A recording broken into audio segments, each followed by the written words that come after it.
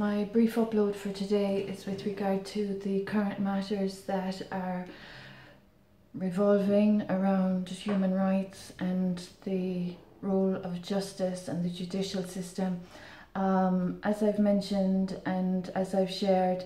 there's been an issue of information that has been withheld from me,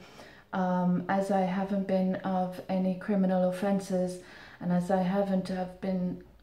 not been of ASBO behaviour. The circumstances I'm experiencing that have involved awful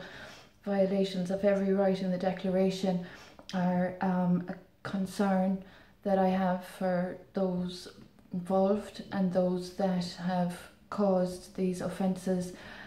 due to the nature of the offences. So every right in the Declaration that has been disrespected in this vendetta of hate crime and treason is an unresolved issue, and I'm just wondering what the judicial system does for women and children in the predicament of my son and I, when there are individuals taking liberties and crossing the line where they have no lawful right to be. So it's highly intrusive for strangers in a collective that is being spearheaded by repeat offenders from 2006 to cause further offence to an innocent child and mother. So the role of the judicial system, there's a process, and as I've worked for 3 state departments, I'm also concerned that there has not been the relevant information furnished to me about what is and what isn't tolerable.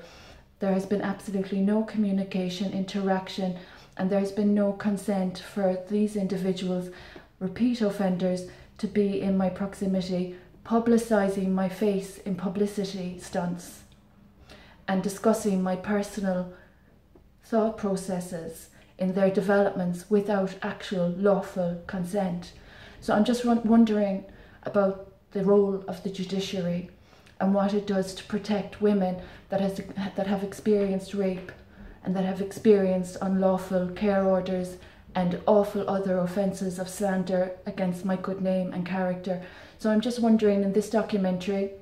this is human rights, how individuals that have been of slander since 2006 are still liable and still a liability to innocent people in society, and that have desecrated and disrespected every right in the Human Rights Declaration, and that's including the Constitution of the country as well. So I'm wondering, are these matters negotiable for the interests of repeat offenders and further offences in the future? Is this tolerable in a democracy? And I'd like to know